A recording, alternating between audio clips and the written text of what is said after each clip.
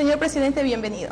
Muchas gracias, Paulita, Carlos, Daniela, un abrazo a todo el oro. ¿Y cómo es que se llama la estación? OK TV. OK TV. No es OK TV. Okay. Está bien. Un abrazo a Machala y a todo el oro, ¿no? Gracias.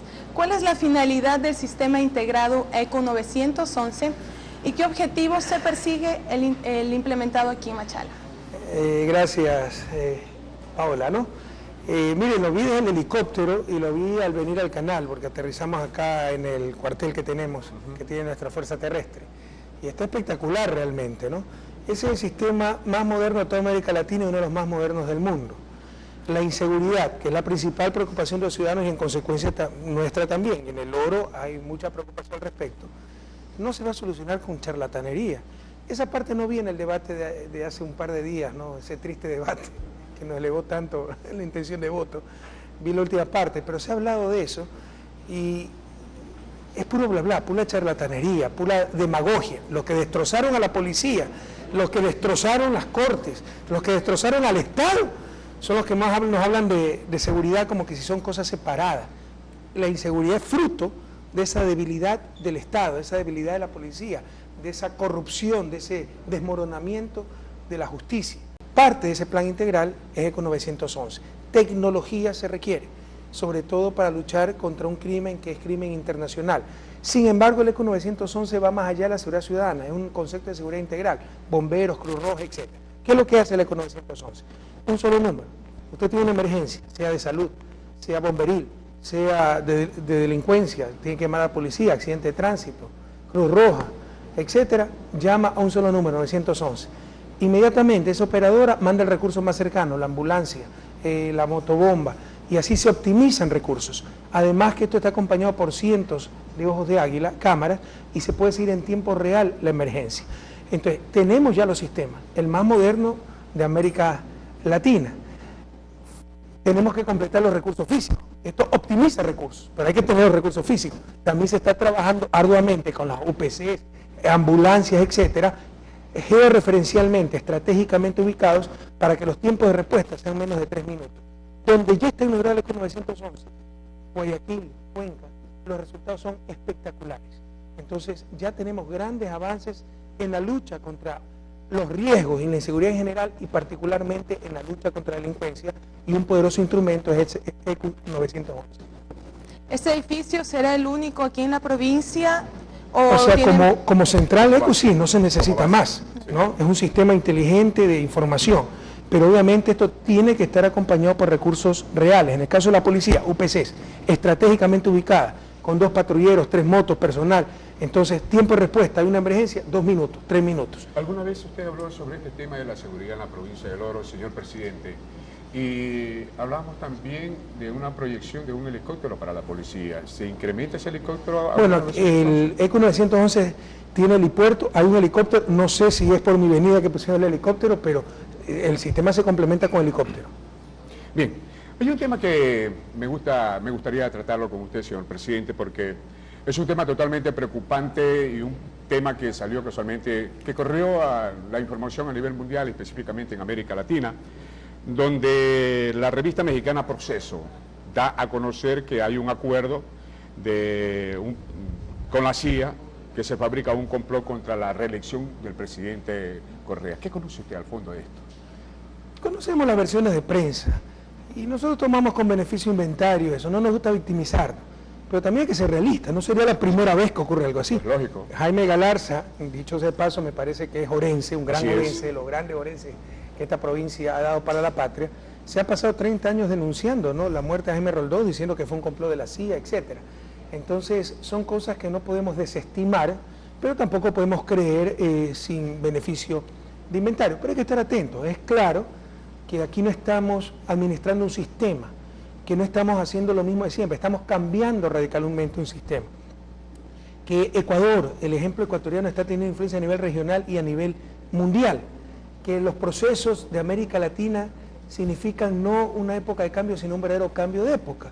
Que ya se dieron un suelazo histórico en Venezuela, cuando manipulaba la prensa y decía que Capriles iba a ganar y Chávez le sacó 10 puntos de diferencia. Entonces nos vienen con todo contra nosotros. Aquí hay muchas cosas en marcha a nivel nacional e internacional. En la campaña hay fuerzas internacionales, están metiendo dinero, campañas de prestigio, pasquines elevados a documentales para ver si quiebran la moral del presidente, si le quiebran su familia, si nos hacen rendir. A nivel nacional también grandes movimientos de dinero para hacernos fracasar por todos los medios. Saben que en las urnas no nos van a vencer. Entonces no se puede desestimar que en su desesperación y falta de escrúpulo y maldad de cierta gente, de ciertas agencias, de ciertos grupos, recurran pues a cualquier recurso, a cualquier situación. Entonces la tomamos con beneficio de inventario, pero no podemos desestimar tampoco esas denuncias. Claro, porque se anuncia también la participación de candidatos de partidos políticos que están participando juntamente con usted en estas contiendas electorales que se avisan. No lo entiendo. Se manifiesta en sí de que son partidos políticos y candidatos de algunos partidos políticos que están participando en estas contiendas electorales que se aproximan, que están... Pues es claro que ciertas candidaturas opositoras al gobierno tienen financiamiento internacional. ¿A quién le extraña? La candidatura del principal candidato de derecha tiene el apoyo de un partido político de la derecha española. Lucio Gutiérrez, acuérdense el 30 de septiembre, pues días antes estaba reunido en Miami como expresión de la democracia en América Latina, donde hablaba que para acabar con el socialismo del siglo XXI hay que desaparecer a Correa. Entonces es claro que hay fuerzas no solo nacionales de extrema derecha, los poderes de siempre, que nos quieren seguir dominando, la partidocracia, sus medios de comunicación, la banca, sino poderes internacionales que están muy pendientes de lo que pasa en Ecuador, porque se le está yendo de las manos a América Latina. Ya no somos el patio trasero de nadie, Ecuador no es el patio trasero de nadie, no aceptamos ser colonia de nadie, y eso no lo entienden, eso los desubica, los aterra, porque han estado acostumbrados a pisotearnos y están dispuestos a cualquier cosa. Entonces esto no es nada nuevo. Por supuesto que hay poderes internacionales influyendo en la política nacional, financiando, auspiciando, asesorando, apoyando a la oposición ecuatoriana, y ya saben que no nos van a ganar en las urnas. Tratan de ganarnos la Asamblea Nacional y de ahí conspirar, bloquear, obstaculizar, tratar de hacernos fracasar, así fracasa el país, y por supuesto tratar de atentar contra nuestra moral, contra nuestra familia, y no se puede excluir extremos como eliminar físicamente a alguien. Gracias, señor presidente. Presidente, buenos días. Primero permítame hacerle llegar un saludo de todos los ciudadanos y las ciudadanas de la parte alta del Oro, Saruma. Ah, qué bien, Danielita, usted es la parte alta, linda. Un abrazo a todos allá, y Saruma preciosa. Presidente, hablemos de reestructuración de la justicia. El 7 de mayo del 2011, el pueblo ecuatoriano respaldó en las urnas que se realice la reestructuración de esta área un poco conflictiva en el Ecuador. Al cabo de 7 meses, ¿ha sido suficiente este tiempo para conseguir el cambio tan anhelado por todos los ecuatorianos? Bueno, nosotros dijimos que estos 18 meses, y ponga mi discurso, porque ya es que este país, créanme que es el país de la audacia. Como siempre digo, ¿no? Si hicieran un campeonato mundial de caretuco, pelearían el vicecampeonato, porque el caretuco a ciertos segmentos políticos y ciertos periodistas de aquí, el campeonato nadie se los quita. Que dicen que no se ha hecho nada y se ha retrocedido. Mejor que lo digan, porque quedan en ridículo. Es impresionante, también es caso de referencia a nivel americano y a nivel mundial lo que se ha hecho en estos últimos meses. Pero siempre dijimos, se tenía solo 18 meses para el Consejo de Judicatura de Transición. Sí iba a ser mucho, pero no se iba a hacer todo. Sí iban a resolver grandes problemas, pero todavía iban a quedar varios problemas por resolver. Esto es un proceso. Lo que se ha avanzado es histórico. Vea las unidades de justicia. Todo eso en 18 meses, menos. 18 meses en enero. Ahorita todavía 16, 17 meses. La unidad de justicia, la tecnología, los nuevos procesos, los nuevos jueces, la nueva Corte Nacional, la única con equidad a nivel mundial. Una de las pocas que se elige por concurso de merecimiento. Fíjense la audacia de esta gente, ¿no? De la partidocracia, de esta derecha, el Partido Social Cristiano. ¿Sabe cómo se elegía ante la Corte? Se la repartía en la Asamblea, en el Congreso. Acuérdense de la Pichicorte, cuando Gutiérrez con un decreto destituye, Gutiérrez, el que nos habla de independencia de poderes, con un decreto destituye a la Corte Suprema ese entonces, y Lidia así del MPD, ahora de la supuesta verdadera izquierda que busca la democracia, eliminar la dictadura y que vuelva a la división de poder, etcétera, saca de su bolsillo, están grabadas, por el amor de Dios, están grabadas las imágenes de su bolsillo la lista de los nuevos integrantes de la Corte, la famosa Pichicorte. Antes había eso, ahora que los jueces se eligen por concurso nacional, es que no hay independencia en la justicia. Por supuesto, ya hay independencia. Lo que pasa es que ya no es dependiente esta gente y no sabe qué decir. Entonces los avances son impresionantes, pero este es un proceso. Se ha avanzado muchísimo, se ha dado un quiebre. se estaba deteriorando, era una descomposición moral, ética, profesional, la justicia. Se revirtió ese proceso, se ha avanzado mucho, pero esto es un proceso, falta mucho todavía por avanzar. Presidente, el nuevo Consejo de la Judicatura que se posicionaría, ¿tendría como una de las metas para ellos trabajar más en todo lo que es los centros de rehabilitación social? Bueno, los centros de rehabilitación social en este momento son responsabilidad del gobierno, pero atentos también, a partir de la Constitución del 2008. Antes del 2008, es que es increíble, aquí todo le quieren responsabilizar al presidente de la República, era responsabilidad de Fiscalía, que es autónoma. Ayer nomás me sacó un periodicazo de la forma más, pero ahí sí, sin escrúpulos, falta de ética. Rafael no, es indiferente ante un crimen, etcétera, ¿no? Básicamente culpándome un diario de que yo no investigo un crimen. Eso no lo hace el presidente, lo hace la Fiscalía, que palo porque boga, palo porque no boga. O sea, nos acusan a cada rato de estar interfiriendo en la justicia. Y cuando no avanza la justicia nos echan la culpa a nosotros. O sea, es impresionante, el PBM me acabar la idea. Entonces, esto hasta el 2008 era responsabilidad de Fiscalía. A partir de la Constitución del 2008, como debe ser, pues el acusador no puede estar a cargo de los prisioneros, pasa al Ministerio de Justicia creado en nuestro gobierno. De todos modos tardó como un año el traspaso. Prácticamente recién en el 2009 tenemos a cargo los centros de rehabilitación social y los cambios son sustanciales también, pero falta muchísimo por hacer y lo estamos haciendo.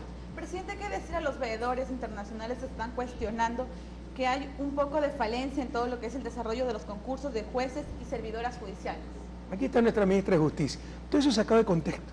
Los veedores internacionales, o sea, si hace un informe de 500 páginas, 498 páginas diciendo lo espectacular que es el proceso, la prensa saca las 2 donde presentan ciertas dudas. Y por supuesto, cuando se eligen, se están eligiendo 1.300 jueces, notarios, registradores, se ha elegido la Corte Nacional, se han hecho ni sé cuántos juzgados más, ni sé cuántos edificios, por supuesto que va a haber fallas.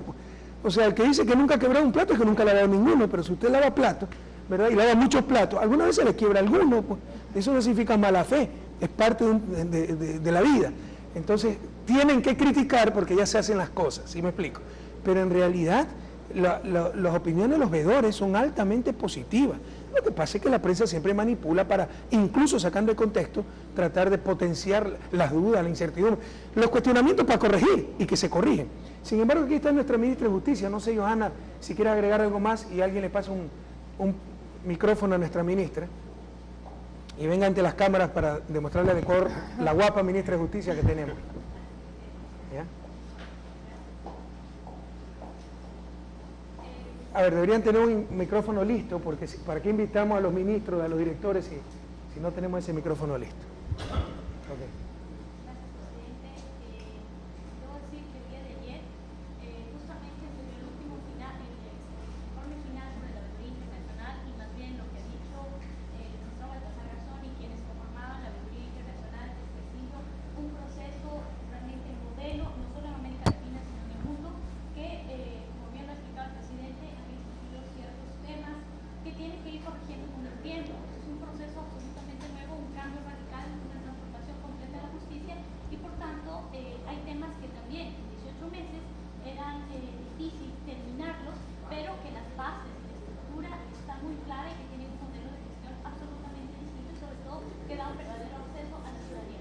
Así lo califican, modelo el proceso de reestructuración de la justicia, profundamente democrático.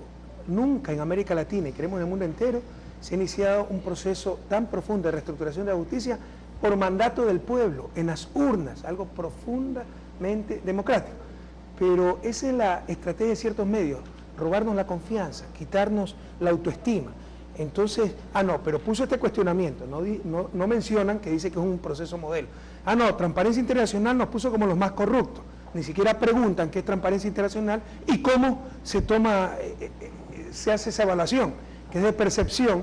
Y ustedes sí saben que le dan la encuesta a 19 personas del país, entre ellos abiertos opositores al gobierno. No, pero si es enlodar al gobierno, así enlodemos al país, agarremos esa mala noticia. No nos dejemos robar la esperanza ecuatoriana. Se están haciendo muchas cosas buenas que sirven de ejemplo para el mundo. Y una de esas cosas es la reestructuración de la justicia. Queremos mencionar algo, que el día de mañana se transmitirá el enlace 301 en el Coliseo de Machala. Iniciamos el segundo bloque de preguntas, señor presidente. Según un último informe de la CEPAL, indica que el Ecuador ha tenido un crecimiento de la economía en 4,5% en este año, en el 2012. ¿Qué se ha hecho en todo este periodo para que el Ecuador haya tenido ese crecimiento? Usted es economista, Paulita, ¿no?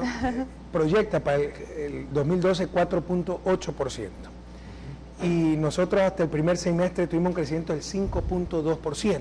Esos son crecimientos bastante altos. ¿Cómo lo presenta la prensa? Crecimiento disminuido. Claro, pues el año pasado crecimos 8%. No es que se puede mantener tremenda tasa de crecimiento pues todos los años. Fue una tasa extraordinaria, pero una tasa de 5% es sustancialmente más alta que el promedio de América Latina y bastante buena para los estándares latinoamericanos, que somos países de renta media. Usted lo conoce bien, Paulita, por ser economista, que, o sea, si usted está en un país de renta muy baja, donde no había nada, es fácil crecer a altas tasas, como crecieron los países asiáticos. Pero ya países de renta media, seguir creciendo a esas tasas es más difícil. Una tasa de 5% es bastante aceptable. En otras palabras, si ustedes empiezan a subir el Cotopaxi, los 100 primeros metros es facilito. Los 100 últimos metros vamos a ver el esfuerzo que les cuesta. Entonces, cuando ya tienen renta más alta, crecer a altas tasas es más complicado. Es una tasa bastante buena para un país de renta media para los estándares de América Latina. ¿Qué hemos hecho? Una política económica en favor de la producción, de la economía real, ya no de indicadores ficticios. Yo escuchaba en el debate hace un par de días, este señor, ¿no?, que decía Gutiérrez, en mi gobierno redujo los impuestos y creció la economía más del 8%. Brillante, Dios mío. En verdad lo que ocurrió es que en el 2003 se conectó pues, el oleoducto de crudos pesados que estaba construyéndose antes de su gobierno y aumentó 35% la producción petrolera. Pero ustedes sintieron los ecuatorianos ese crecimiento del más del 8%, que produjo ese crecimiento del 35% de producción petrolera porque empezó a funcionar el nuevo oleoducto, no por la política económica de Gutiérrez, eso lo inició Gustavo Noboa. No sentimos nada, ¿saben por qué? Porque todo se fideicomisó en el FEIRE para pagar deuda externa, no quedaba un centavo para el pueblo ecuatoriano. Entonces puede haber crecimiento ficticio, ¿sí me explico? Puede haber políticas empobrecedoras. El crecimiento que tiene el Ecuador no es ficticio, es sólido, es por las políticas económicas en favor del sector productivo que ha realizado el gobierno y es un crecimiento muy bueno, porque está reduciendo pobreza, está reduciendo inequidad, está reduciendo desempleo, tenemos 4,2% de desempleo. Solo Guatemala nos gana en menor tasa de desempleo en toda América Latina, y no es desempleo como antes, con tercerización, con contratos por hora, no, es reducción del desempleo y a su vez creación de empleo de calidad, con mejora en salarios reales, derechos laborales, estabilidad, afiliación al IES, etc. Es decir, se trata de realmente un crecimiento robusto, sólido, beneficioso a nivel social, fruto de las políticas económicas y sociales del actual gobierno. ¿La inversión del capital fijo quizás puede jugarse una participación en esta...? Eso es parte fundamental del crecimiento, de la explicación del crecimiento. La inversión pública, que es la más alta de América Latina, tiene cerca de 14%, cerca de 14% del Producto Interno Bruto. Para ponerlo en perspectiva, ha habido veces en que la inversión pública ha sido solo 4,5%. Y esto muchas veces no porque no ha habido plata, porque ha habido plata hasta para concursos de reina de belleza en este país, ¿verdad? Sino por que no ha habido ganas, porque se pagaba deuda externa hasta anticipadamente, por estos fideicomisos, donde la plata no entraba en economía. Y todavía hay gente que nos dice que es malo invertir. Acabo de tener el día de ayer el taller de movilidad, eso significa todo lo que es logística de transporte y movilidad, puertos, aeropuertos, Puerto Bolívar, ¿ya? El puerto de frutas, el puerto para minerales, para Puerto Bolívar, pero carreteras, apoyo logístico, puertos secos, etc. En los próximos 25 años el país necesita gastar más de 100.000 millones de dólares en eso. Necesitamos invertir cada año más del 4%, si queremos estar a nivel de los países desarrollados en 20, 25 años. Pero todavía hay gente que nos dice que no hay que gastar, que hay que reducir, que todo gasto público es malo. No saben lo que hablan. Entonces la inversión pública ha sido un fundamental motor para esos éxitos económicos que tiene el Ecuador y que lo reconoce, no lo está diciendo el gobierno, lo está diciendo CEPAL, lo están diciendo organismos internacionales. Organismos internacionales. ¿Y está conforme la Revolución Ciudadana con este crecimiento?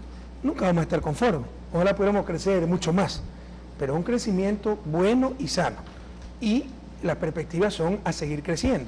El próximo año, pues, La CEPAL está poniendo un creciente de 3.5, un poco más bajo. Este año también lo subestimó, tuvo que ajustarlo hacia arriba. Pero de todos modos, o sea, tenemos un mundo en crisis. Tenemos Europa que está decreciendo, Estados Unidos que está creciendo muy poco. Pese a eso, que un país como Ecuador, tan vulnerable a lo que se llaman economías choques externos, la crisis en el primer mundo, siga creciendo y a tasas tan buenas, es realmente importante. Más aún si no tenemos moneda nacional. La moneda nacional es fundamental para impulsar el crecimiento. Fíjese el problema de Europa. No puede salir de su crisis y ni siquiera es que España no tenga una política monetaria extranjera, tiene una política monetaria común y eso ya restringe tanto que no puede salir de la crisis porque básicamente tiene que compartir su política monetaria con 26, no con 26, no todos son miembros de la zona euro, pero con muchos países europeos más. Ecuador tiene una política extranjera, no tiene una moneda nacional, ni siquiera no es que tenemos una moneda común, no tenemos moneda nacional, ni común ni nada, tenemos una moneda extranjera. Pese a eso, y en el contexto de una crisis internacional que siga creciendo y a las tasas que está creciendo, los que entendemos economía sabemos que eso es realmente sorprendente. Entonces, las cosas se están haciendo bien, nos debemos sentir orgullosos, jamás satisfechos, pero sí orgullosos los ecuatorianos de lo que estamos logrando y seguir juntos para incluso obtener mayores logros. Daremos paso a Carlos Espinosa para que haga la siguiente pregunta. Muchas gracias.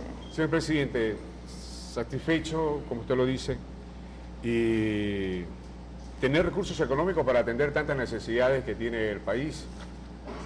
Y es así que con este tema de los recursos económicos en su administración, hemos visto en la provincia del Oro, y hay que hablar con la verdad, a eso nos caracterizamos quienes estamos al frente de un medio de comunicación, específicamente quien habla en un medio que es Radio Gaviota.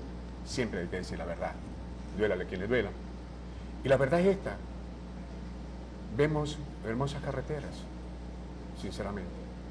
Lo felicito, señor presidente, muchas gracias, felicito a la señora ministra de Obras Públicas, que ha venido a ejecutar obras importantes en las vías que hace muchos años las esperábamos los orenses. Y es así que yo tengo unas estadísticas, no sé si comparto con la estadística que maneja el Ministerio de Obras Públicas, de 398 kilómetros construidos en la red estatal, 155 kilómetros que están en ejecución, 243 kilómetros en mantenimiento por parte de la dirección de la provincia del Oro, vías por contratar, tengo entendido que unas ya están subidas en el INCO, parte de la autopista Río 7 Huaquillas, tramo Yeco Ralitos Tillales, que son 8 kilómetros, .3, que tiene un valor de 84 millones de dólares, la vía La Avanzada Saracay de 24 kilómetros de un valor de 13 millones de dólares, la vía Santa Rosa Bellavista La Avanzada de 7.3 kilómetros que tiene un valor de 6.500.000 dólares. Tengo entendido que una de ellas, la mayoría creo que ya están trepadas al INCO. ¿Seguirá en esa planificación de lo que es atención de las vías en el país? Pero por supuesto, le decía el día de ayer, hemos tenido justamente el taller ya, por fin el plan integral, asesorados por una empresa española de las mejores del mundo, y España tiene un sistema de transporte que es lo mejor de Europa y a nivel planetario. Ya tenemos el sistema integral, puertos, porque movilidad no es solo carretera, puertos, aeropuertos, muelles fluviales, puertos artesanales, incluso puertos turísticos, ¿cómo le llaman? Marinas, ¿no? Para yates, todo eso está planificado, porque también es importante para el turismo. Obviamente carretera, hasta el ferrocarril, que después de 20 años, dependiendo de cómo crezca la demanda de transporte, se podría construir en el país. Entonces todo eso ya está planificado y dentro de esa planificación pues está el Oro y seguiremos construyendo. El siguiente paso es construir lo que hemos llamado superautopista. La gente está muy contenta con las carreteras que tenemos porque frente a las desgracias que teníamos son infinitamente superiores. Pero Ecuador todavía no tiene supercarretera, como tiene Estados Unidos hace 60 años, Europa hace 50 años, como tiene Chile hace unos 10 años, que solo tiene una, ¿no? De norte a sur. Entonces ya el próximo año empezamos a construir las supercarreteras, una de ellas es Machala-Guayaquil. Eso significa accesos controlados, división de carriles, etc. Entonces eso obviamente pues depende del resultado de las elecciones de febrero próximo, pero si el pueblo ecuatoriano nos favorece con su voto, pues eso continuará e incluso se radicalizará e intensificará. Usted ha dicho algunas cosas importantes, y lo ha dicho Carlos, hay que hablar la verdad. Entonces, yo escuchaba la última parte de este debate, que fue una vergüenza. Oiga, creo que es caso inédito en el mundo. Yo no participo en el debate y empiezo a recibir los tweets de que gané el debate. Y hay un sistema en la web para votaecuador.com, donde yo tenía 72% de intención de voto y me seguía Guillermo Lasso, 15%. Después del debate subo a 77% y Guillermo Lasso baja a 12%. Y cuidado, van a decir, ya mandaron a toda su gente a bombardear el sitio. Hay muchas restricciones, la cuenta debe tener al menos 3 meses, queda registrado el nombre, cualquiera puede verificar quién votó, etc. Es impresionante. Así fue de mediocre ese debate. El ingreso petrolero alcanza el 15% del presupuesto. 15%. ¿Cuánto explicará la inversión que estamos haciendo? ¿Una quinta parte? ¿Una sexta parte? Es mentira. ¿De dónde sale el dinero para la inversión? Que ahora sí se pagan impuestos, pues. No es que se han aumentado impuestos, se pagan impuestos. Los evasores saben que tienen que pagar impuestos, con nosotros no se juega. Y se ha duplicado la recaudación tributaria. De la renegociación más exitosa de la historia de América Latina de deuda externa, que nos ahorró cerca de 8.000 millones de dólares. De la renegociación de los contratos petroleros, porque eso se me olvidó decir, con el oleoducto de crudos pesados en el 2004, de cada 100 barriles, 85 se iban afuera y solo 15 quedaban para el país. Ahora la relación es inversa. Entonces, todo eso, y manejando con manos limpias las finanzas públicas, el INCOP, etcétera, el INCOP nos ha ahorrado más de 1.000 millones. Políticas adecuadas. ¿Ustedes saben cuánto ha importado en energía Ecuador en los últimos años? Más de 1.000 millones de dólares, importando energía. En el 2016 vamos a ser exportadores de energía, ya no tenemos que importar, ya no, ya estamos ahorrando esa plata, pero en el 2016 vamos a ser incluso exportadores. Con todas esas políticas hemos logrado ahorrar miles de millones de dólares y hasta el último centavo van en beneficio del pueblo ecuatoriano. Ahí están las respuestas. No es una mentira que el precio del petróleo estaba a 150 dólares. ¿Cuándo en la vida? Pero un mentiroso compulsivo así busca la presidencia de la República. El otro señor que va a reducir 2.000 millones de impuestos, el impuesto a salida de divisas. Le pregunto a los que nos ven, ¿quién de ustedes ha pagado impuestos a la salida de divisas alguna vez? Por el contrario, el oro, una provincia exportadora, nos da divisa, no saca divisa, hace ingresar divisa. ¿Quién? Están defendiendo sus intereses, son los banqueros, los especuladores los que tienen que pagar ese impuesto. Pero va a reducir 2.000 millones en impuestos. Quiere decir que va a dejar de construir carreteras, va a dejar de construir el ECU 911, va a dejar de construir el aeropuerto de Santa Rosa. Que digan cómo van a llenar ese hueco fiscal. Entonces, fíjese la irresponsabilidad con que se está manejando el discurso político. La gran inversión que ha hecho el gobierno, que usted la acaba de describir en parte, solo la parte vial, no es gracias al incremento del precio del petróleo, es gracias al manejo adecuado de las finanzas públicas, manos limpias, renegociación de los contratos petroleros, renegociación de la deuda externa, pero hay gente que quiere desbaratar todo aquello.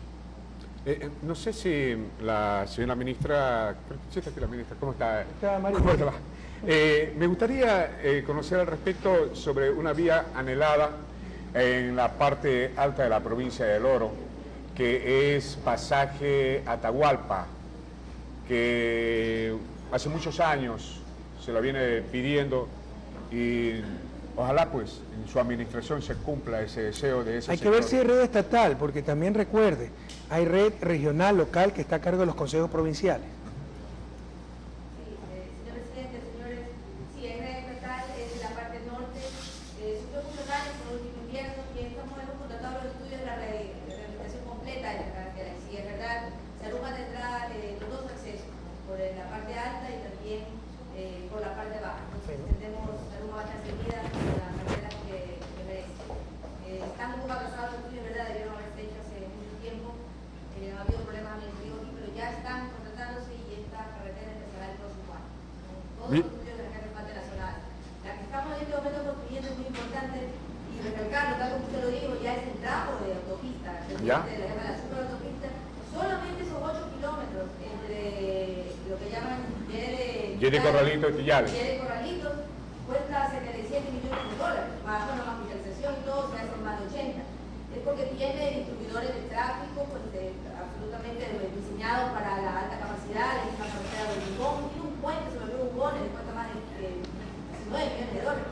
Es decir, es una mega obra. Ya estamos construyendo la autopista, ¿no? Todavía no es que va a ser en el futuro, ya la estamos construyendo tramo a tramo que van saliendo los estudios. Esto es lo importante que debe conocer también la provincia de...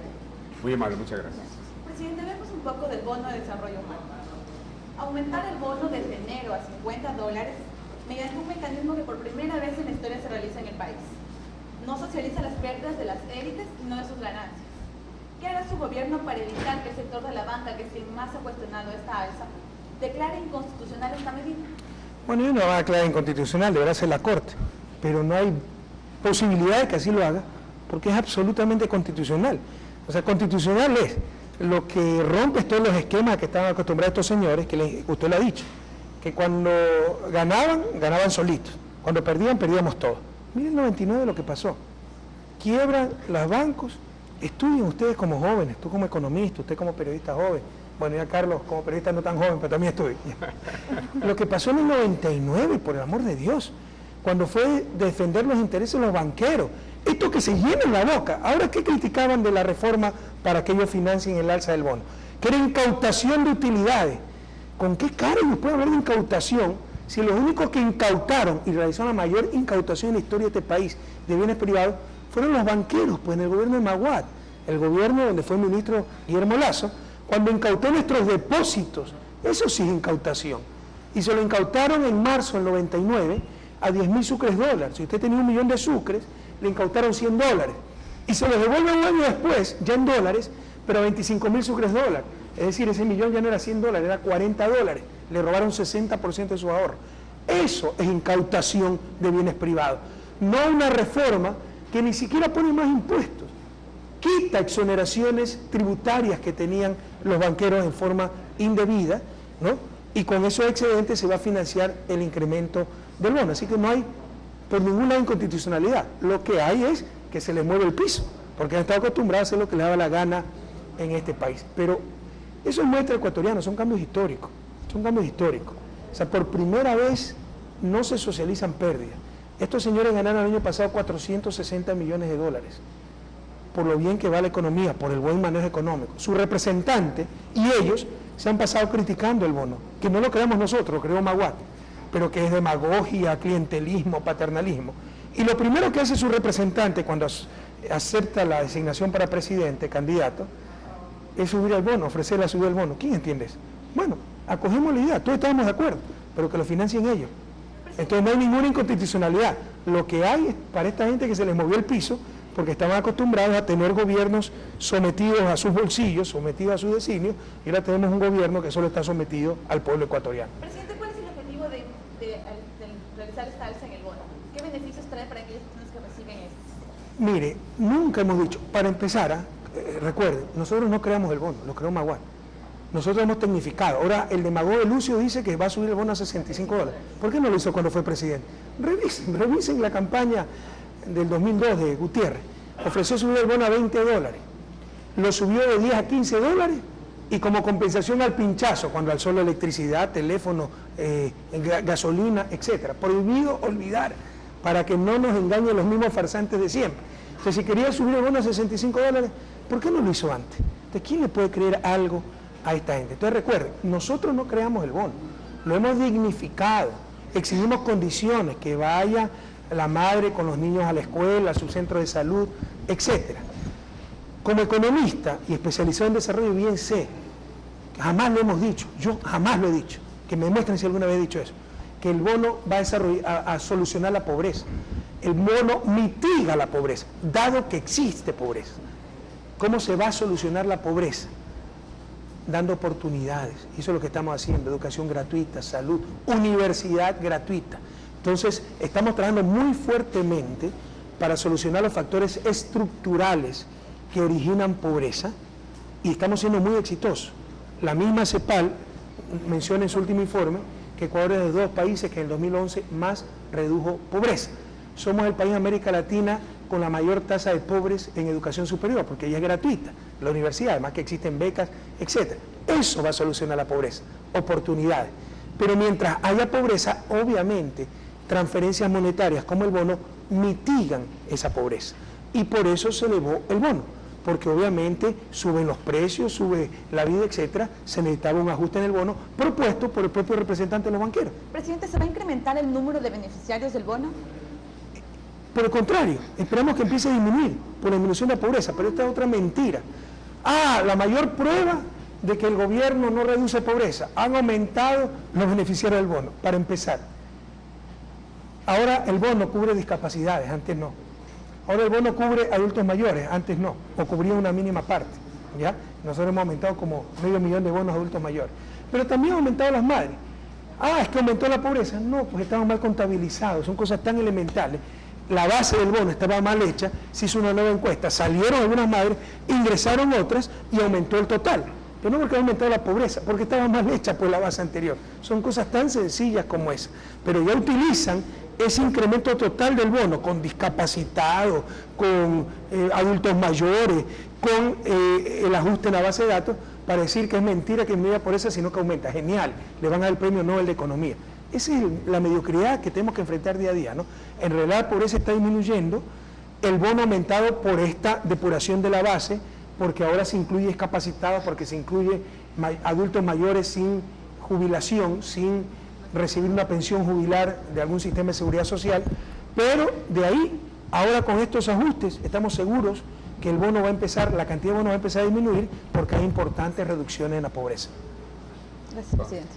En el mandato presidencial que termina, ¿qué obras ofrecidas a la provincia del Oro se han cumplido y cuáles no se han cumplido aún? Bueno, se han cumplido muchas, ¿no? Por ejemplo, el aeropuerto de Santa Rosa, el ECU 911.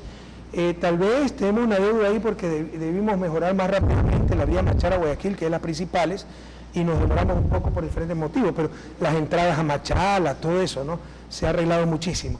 Lo que pasa es que también queríamos hacer ya el trabajo de un solo golpe, porque se planificó que eso sea superautopista y eso demora un poco más los estudios, pero ¿cuándo empezará a construirse ya eso?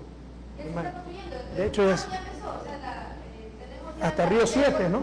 Ya todo el viene Millares, o sea, comenzando desde el sur, ya está en construcción por parte de la empresa. Pero vamos a llegar hasta Guayaquil, entonces eso también es un proceso en marcha. Pero aquí una acotación, ¿no?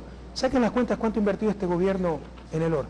Y es nuestro deber, no hay nada que agradecer, por el contrario, tenemos que agradecerle mucho a la provincia del Oro, las Centinelas del Sur, solo en vialidad hacer cerca de 400 millones, tiene país, solo en vialidad. ¿Ya? Pero por aquí tenemos radios irresponsables de la partidocracia social cristiana, como Radio Superior, que todos los días incita al odio, ¿no? El Oro, provincia de segunda, todo está en Loja.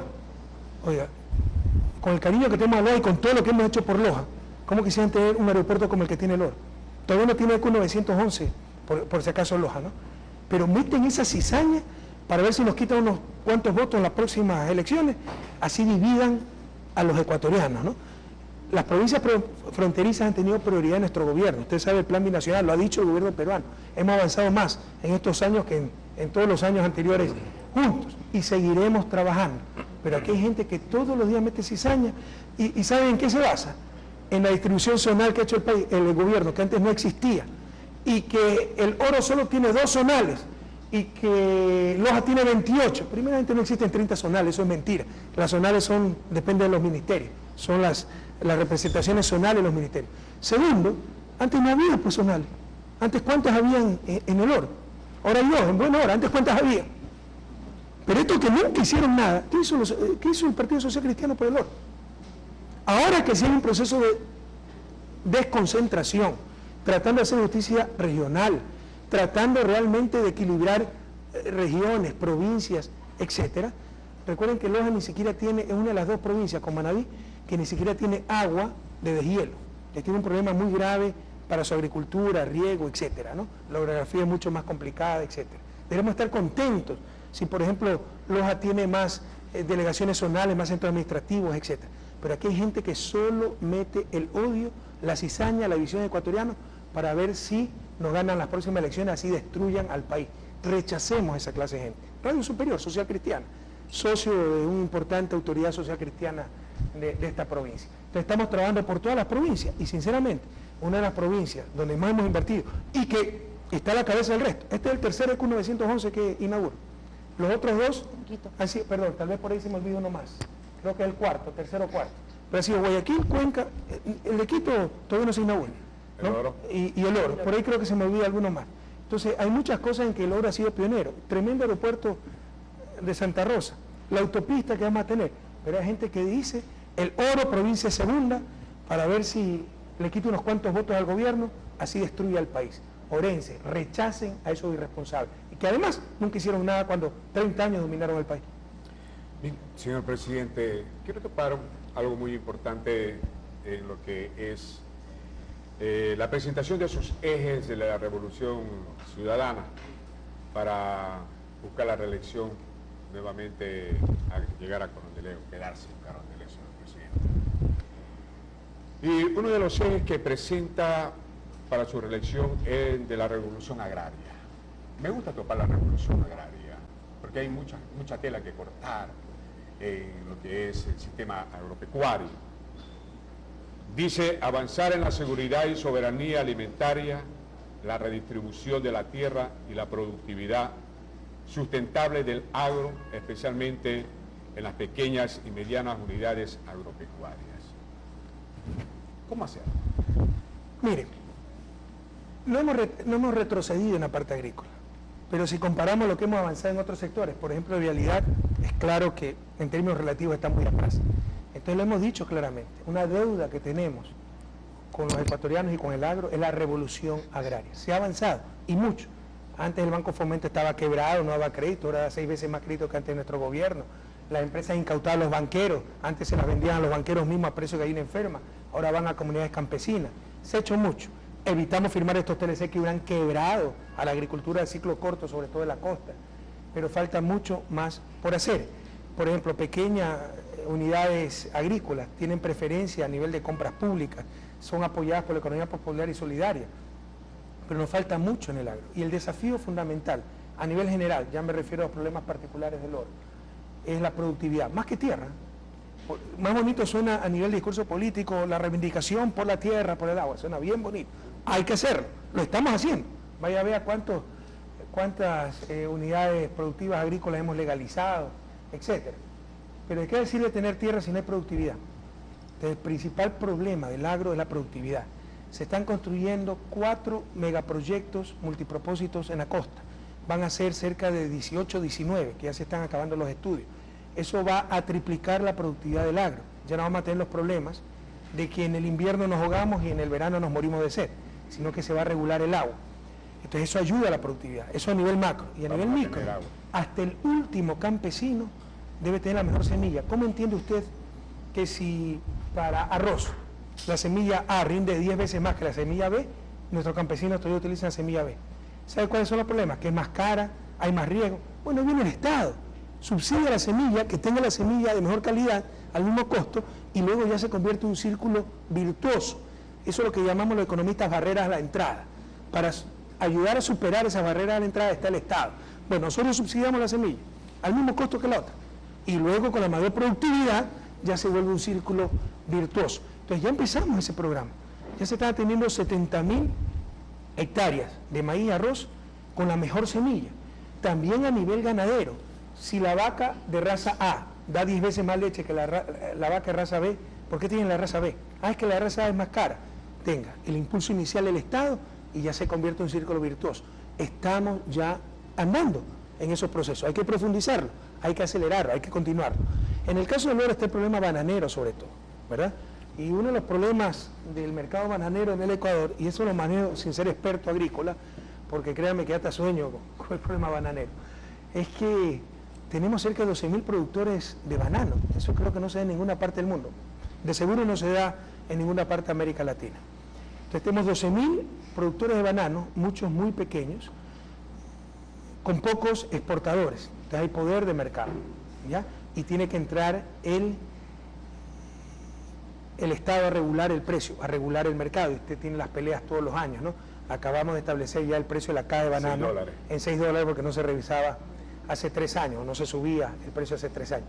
Pero se requieren menos hectáreas de banano y se requieren menos productores de banano. Ya tenemos diseñado un programa muy potente, análogo al programa forestal, donde subsidiamos el primer año. A ver, usted siembra cacao, café, al primer año vemos la tasa de supervivencia, le devolvemos su plata, ¿no? Lo ayudamos en el mantenimiento hasta que se consolide la producción y cambie de actividad. Porque si hay un problema de exceso de producción, exceso de hectáreas, exceso de productores y de pérdida de calidad. Entonces sí se requiere disminuir la cantidad de hectareaje dedicado al banano. Algo importante dentro de este proyecto, de este eje, hablamos de las tierras. Yo soy de un sector de la provincia del Oro que se llama el Cantón Arenillas, cantón fronterizo. Por muchos años vivo aquí en la ciudad de Machala. Pero nunca me olvidado de mi gente. Y le doy una gran satisfacción el saludo de aquellas personas que se va a hacer realidad, creo que dentro de pocos días, la entrega de las tierras de la Cuca. Esa es la reserva que tenía la Fuerza Armada. Sí. Ya está eso. Entonces, además de eso, le digo algo, hay satisfacción porque esa gente y ese sector va a tener un sistema de productividad. La canasta se va a bajar porque va a haber abundancia de la producción. Cuidado, que no es todo dar la tierra, se necesita mucho acompañamiento. Así es. Aquí hay una grave confusión siempre. Creen que el propietario debe administrar. Si la hacienda es mía, yo la debo administrar. No, que la administre un profesional. Por supuesto. Lo importante es que los frutos de ese recurso, en este caso la hacienda, sean para el dueño. Entonces, cuando damos una hacienda, que era de los Isaías, por ejemplo, y son ejemplos reales, a 250 familias, si las 250 familias quieren administrar, además que ellos saben sembrar, cultivar, no saben administrar, ¿ya? Eso va a quebrar. Entonces se les dice a la familia, se las capacita y le dice, contraten un administrador profesional. Todos hagan caso de lo que dice ese administrador y lo importante es que los frutos, lo que rinda esa hacienda, sea para los propietarios de las 250 familias. Entonces no es suficiente dar la tierra. Esto pasó ya en la reforma agraria de los 60 en Ecuador. Se repartieron las tierras, pero sin capacitación, sin asistencia técnica, y en muchos casos empeoró la situación. Debería hacerlo. Supongo que lo están haciendo. Lo que usted me dice es una buena noticia, entonces, que ya se van a entregar las tierras, ya está por detrás. No, eso ya está firmado los decretos, ya no existe la reserva. Salió por ahí un alcalde en contra de su decreto ejecutivo 1208, hacer plantones, que no cree que se entregue esas tierras, lamentablemente. Pero porque, cuidado, sí se mantiene una reserva, ¿verdad? No, sí se mantiene la reserva, se mantiene la reserva. Ya. Lo que pasa es que era una reserva como de 17.000 hectáreas, era una barbaridad, y supuestamente para que no pasen los tanques peruanos. Entonces, bueno, y ese conflicto es inexistente. Entonces se le ha reducido a una reserva ecológica para proteger un bosque seco, me parece que hay por ahí, de unas cuantas miles de hectáreas, y el resto, que son tierras con vocación agrícola, van a los campesinos. ¿Para cuándo más o menos? No solo eso, esos podrían ser beneficiados por la represa Tahuín. ¿Para cuándo más o menos está previsto? Eso está en proceso, eso ya está, o sea, ya no existe la reserva militar. Solo la reserva ecológica, sí. Ya eso está en proceso de pasar a los campesinos. Ya no es necesario entonces los plantones. ¿Pero para qué el plantón? ¿Pues para defender la reserva o para que la tierra pase a los campesinos? En contra de la entrega de la tierra de parte de la Presidencia de la República y en contra del decreto 1208. ¿Y qué es lo que buscaba esa autoría? En contra. ¿Pero qué es lo que, cuál es la alternativa? Que no se entregue. Que todo siga igual. Que no se entregue las tierras. O sea, 17.000, 18.000 hectáreas de terreno, mucho de esa la reserva con alto potencial agrícola para evitar que pasen los tanques peruanos en el siglo XXI. Bueno, no sé si hay un hospital psiquiátrico aquí en El Oro, pero lamentablemente alcalde de la línea partidista suya. ¿Sí? Presidente, hablemos un poco de minería. ¿Cómo está trabajando su gobierno para desarrollar la minería a gran escala en el país? Bueno, lo estamos haciendo y ese es uno de los temas de debate en la próxima campaña. Yo respeto a la gente que tiene dudas, opiniones diferentes. Lo que no respeto es la inconsecuencia. He visto tanta inconsecuencia en esto, que por demagogia, por ejemplo, no la gran minería, sí la pequeña minería. Si lo que se busca es conservar el medio ambiente, la pequeña minería contamina mucho más porque no tiene acceso a técnicas sofisticadas que no usen químicos, etc. Es una contradicción, una inconsecuencia, es demagogia. Nuestra postura es, lo hemos dicho muy claramente, no podemos ser mendigos sentados en un saco de oro. Tenemos que aprovechar hasta el último recurso que con tanta generosidad ha dado Dios al Ecuador para vencer lo más rápidamente la pobreza. Estos temas podrían entenderse que se discutan en Europa, en países que han eliminado la pobreza, ¿no? Pero en países con tantas necesidades como las nuestras, me parece increíble, me parece hasta irresponsable decir no al petróleo, no a la minería, y bueno, que la pobreza sea parte del paisaje y que yo tenga donde turistear con mi familia, y muchas veces son extranjeros los que nos traen esos discursos acá, no tan, insisto, hasta irresponsables. Nuestra postura es, aprovechemos al máximo nuestros recursos naturales, no renovables, petróleo, minería, con absoluta responsabilidad ambiental. No significa que no haya impacto ambiental, toda actividad humana tiene impacto ambiental, una cancha de fútbol tiene impacto ambiental, pero tratando de minimizar esos impactos y reparando, y en la minería moderna se repara hasta el 95% del impacto. No se utiliza químicos, es mentira que se envenena el agua y todas esas cosas, y con la mayor responsabilidad social. ¿Qué significa eso? Evitar lo que pasó con el petróleo. A mí lo que más me ha costado es reconstruir confianza, y con razón, porque la gente había perdido la confianza. Por ejemplo, la zona de mayor incidencia de pobreza en el país es la Amazonía. y es donde 40 años ha salido el petróleo. ¿Cómo se entiende eso? Allá queda la basura, la contaminación y la plata se iba a otro lado. Eso no va a pasar con la minería. Está la ley minera, está nuestro compromiso político y firmo lo que quieran, porque ese es nuestro objetivo, sacar de la pobreza, sobre todo nuestros pueblos ancestrales. Entonces, primero saldrá de la pobreza los territorios donde están esos proyectos estratégicos, en este caso minero. Escuelas del milenio, subcentro de salud, carreteras, servicios básicos, electricidad, telefonía. Y luego, pues la plata para el resto del país, porque son recursos de todo el Estado. Ya vea lo que era, ¿cómo se llamaba antes la Dirección de Minas? ¿Cómo era? Dirección Nacional de Minas, pues era una cosa escuálida y sucursal de las mineras, ¿no? Ahora tenemos la Empresa Nacional Minera, la Agencia de Regulación Minera, se ha avanzado mucho y está el viceministerio, dicho sea de paso, en Zamora, ¿no? Pero falta mucho por hacer. Sobre el tema específico que me dice, no lo conozco, pues ya vamos a averiguar.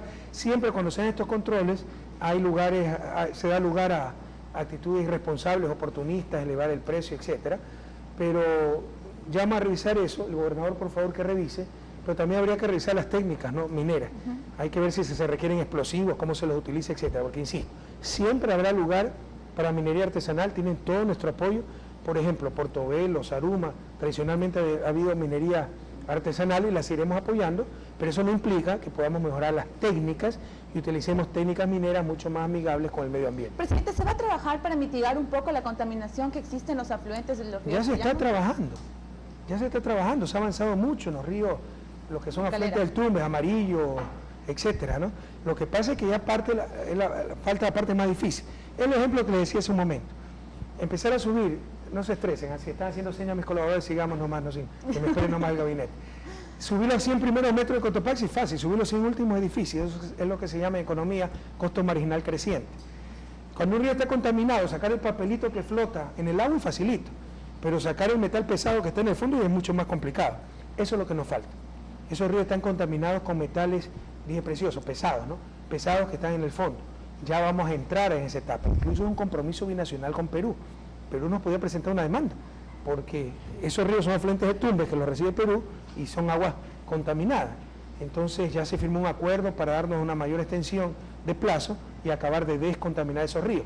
Ahora, no solo hay que limpiarlo, hay que acabar con las fuentes de contaminación, que es la minería. No había relaveras, por ejemplo, en Portobelo. ¿Y qué resistencia obtuvimos de algunas autoridades locales, entre comillas, y ciertos politiqueros para hacer hasta las relaveras? No querían hacer nada. Entonces, por favor, esto debe ser una decisión nacional. O sea, no podemos permitir que se nos contaminen los ríos, se nos destroce el medio ambiente, etcétera, ¿no? Entonces, si eso implica más costos, más sacrificio, siempre estará el gobierno para apoyar, pero habrá que enfrentarlo. Pero no podemos, pues, contaminar, en este ejemplo, nuestros ríos. Pero hasta eso tuvo oposición. Hacer relaveras para que se procese los residuos de la minería y esos residuos no vayan al río. Gracias, señor presidente. Yo tengo entendido que los próximos días los vamos a tener nuevamente por aquí en la provincia de Oro, ¿sí sabe? Porque tiene que venir a la inauguración del muelle 5 de Autoridad Portuaria, Puerto Bolívar, muelle Rolón Rolón. Ojalá tuviera el don de la ubicuidad, de estar en muchos lugares al mismo tiempo. Y de tal manera que este muelle pues ha sido el anhelo por mucho tiempo de los orenses, porque en ese enlace económico que tiene con el austroecuatoriano, la Autoridad Portuaria, ha sido muy importante de acuerdo a los estudios. Pero hay una cosa que también quisiera escucharlo de usted. Cuando alguna vez manifestó de la vía interoceánica, claro que eso es lo que también es un anhelo nuestro, de la provincia del Oro, de la provincia de Loja, los hermanos de Zamora, porque dentro de la comercialización internacional a Manaos está más cerca. ¿Eso se va a plasmar, señor presidente? No solo se va a plasmar, ya se está plasmando. En los próximos días presenciaré la primera exportación desde Puerto Morona, bajar por el Morona, llegar hasta el Amazonas y de ahí hasta Manaos, tal vez no hasta Manaos, pero al menos hasta la frontera tripartita. Presenciaré la primera exportación desde Puerto Morona. Entonces este es el otro eje multimodal fundamental del país. El uno es Manta-Manaos. Por aire, por mar se llega a Manta, por tierra hasta Puerto Providencia en el Napo y de ahí por el Napo hasta Brasil. Y el otro eje multimodal es por mar, por aire, Puerto Bolívar, Santa Rosa, por tierra hasta Puerto Morona, ya las carreteras llegan hasta allá, estamos hablando de realidades, y por el río hasta Brasil, y llegamos al mercado más grande de América Latina, y viceversa, pues, ¿no? El mercado más grande de América Latina tiene para salir por Puerto Bolívar, y de aquí, por ejemplo, a la cuenca asiática del Pacífico, China, Japón, Corea, etcétera. Entonces esto también implica un inmenso potencial, ¿no? ¿El ferrocarril también? Se estudia un ferrocarril, pero todavía el nivel de comercio y desplazamiento de carga no lo justifica, es alta. Solo el ferrocarril cuesta como 20.000 millones de dólares. Eso es justo, estoy fresquito en eso porque tuvimos una reunión ayer. Entonces, si se requiriera un ferrocarril sería para después de unos 20 años. Señor presidente, bueno, en nuestra provincia, ¿qué proyectos considera la presidencia como de alta prioridad durante los próximos 5 años? Mire, nosotros tenemos una planificación nacional y se ha llegado hasta la microplanificación. Hemos dividido precisamente el país en zonas, distritos y circuitos, para que todo sea planificado y estratégicamente ubicado. Ya no como antes, ¿dónde estaban las estaciones de policía antes? Donde el barrio hacía huelga y regalaba un terrenito. Ahí se ponían, no nos engañemos. Ahora las UPC, este año vamos a tener más de 400 nuevas UPC, estaciones de policía extraordinarias, estratégicamente ubicadas. Y muchas, ¿cuántas están? Abrígame cuántas son en el oro, les aseguro que hay bastantes en el oro, ¿ya? Está el ECO 911, ¿no? También adecuadamente planificado. Entonces, eso, por primera vez en historia, tenemos macro planificación y microplanificación por territorio. Usted puede entrar a las empleadas, entrar correspondiente página y verán lo que va a corresponder para el oro, para el cantón Machala, para tal distrito, para tal circuito. No quiere decir que lo tengamos mañana, esto cuesta centenas de miles de millones de dólares. Significa que ya está todo planificado. Entonces, a grandes rasgos le digo, pues seguirá la revolución vial, seguirá la revolución en seguridad con las UPC, seguirá la revolución educativa con las nuevas unidades del milenio, se planifican 88 para los próximos años, muchas de ellas en el oro, y la revolución en salud también, por ejemplo, se planifican, ya se están construyendo cerca de 200 subcentros de salud alrededor del país. Están los centros de desarrollo infantil, los modernos, nuevos, ¿no? Porque antes eran realmente un desastre, eran incluso un gran peligro, ¿no? Casas de caña, etcétera. Ultramodernos centros de desarrollo infantil con nuevo modelo de gestión a cargo del Ministerio de Inclusión Económica y Social, con profesionales, esos también son como 200 en el próximo año. Entonces muchos, esto está planificado, ustedes pueden ver cuántos ya van a tocar al oro. Les insisto, no todo es que se pueda hacer inmediatamente, pero ahí tienen cuántos se están construyendo y cuántos se van a construir. Señor presidente, ¿cuántos? Me dicen que 18 UPC solo en el oro, hasta final de año. Señor presidente, pero se necesitan cerca, ¿cuántos? Son 1.800 UPC, ¿no? Tenemos 400, hay que construir 1.400 más en los próximos años. Entonces todo eso está planificado. Eso que necesita el país, no es venir en elecciones como Papá Noel a improvisar y yo voy a hacer esto, por los que ya tuvieron oportunidad y nunca hicieron nada. Entonces es planificado. Es más, si nosotros no ganamos las elecciones, que el próximo gobierno continúe con esto, si es para servicio del pueblo ecuatoriano. O sea que estas cosas fundamentales, educación, salud, centro de desarrollo infantil, que es fundamental, carretera, no dependen de un gobierno del otro, sean políticas estatales para sacar finalmente al país de su desarrollo. No políticas gubernamentales, políticas de Estado. Le voy a hacer 3 preguntas. Porque a mí nada más. Que no le estresen, que también me estresan. ¿A quién le está haciendo seña aquí acá? Marco, ya olvídate eso, que me estresan a mí también. Le digo porque estas 3 informaciones las vimos casualmente, las vi hoy en mi noticiero, en la que dice que el Fondo Monetario Internacional teme que los Estados Unidos y Europa arrastren a Latinoamérica en el abismo financiero. La segunda, los ministros de Hacienda de la CELAC se reúnen en Chile para abordar efectos de las crisis financieras.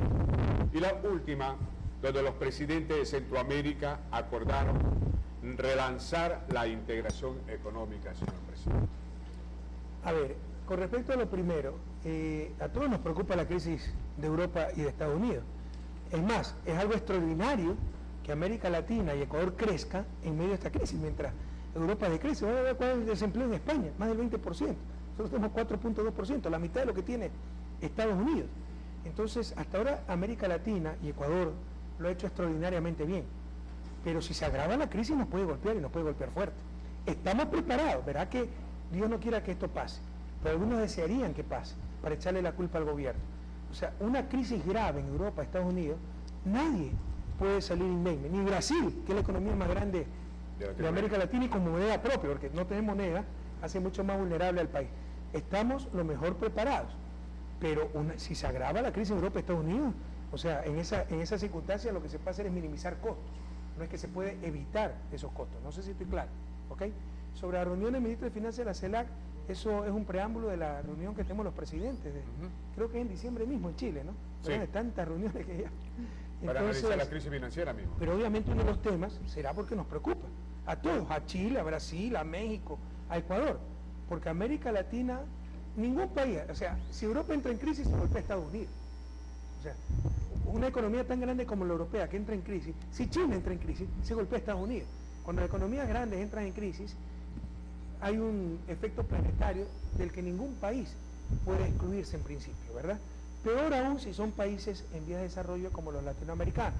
Entonces estamos monitoreando muy de cerca la crisis europea y estadounidense, tomando todas las precauciones, pero, o sea, yo quiero ser muy claro, si se agrava esa crisis, probablemente nos golpee. De eso se va a hablar en la CELAC y como preámbulo a la reunión de presidentes, a la reunión de los ministros de Finanzas. Y qué bueno que los presidentes de América Central, si entendí bien, se reúnan para profundizar la integración económica. La integración económica, porque son países pequeños, con economías abiertas, y solo juntos podrán enfrentar este mundo globalizado, que no necesariamente busca el desarrollo de Centroamérica y Sudamérica, busca beneficiar al gran capital. Separados, será el gran capital el que les ponga las condiciones, juntos ellos podrán ponerle las condiciones al gran capital. Presidente, cambiemos de tema.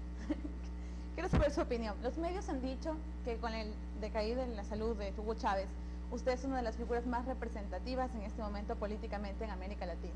¿Cuál es su opinión al respecto? No me interesa en lo más mínimo ser figura política representativa, ser líder regional. Créame que ya tengo suficiente trabajo con el trabajo dentro del país, ¿no? Yo deseo que lo más pronto posible Hugo, un queridísimo amigo, supere su quebranto de salud, y creo que esto es trabajo en equipo. Creo que hay muchísimos líderes a nivel regional histórico. Evo Morales, el primer presidente indígena de Sudamérica, Cristina Fernández, un orgullo para los latinoamericanos, especialmente para las mujeres latinoamericanas. Entonces hay extraordinarios líderes y esto es un trabajo de equipo. Y los líderes podemos facilitar el camino, pero el camino lo recorren los pueblos. Entonces el cambio lo van a hacer los pueblos latinoamericanos.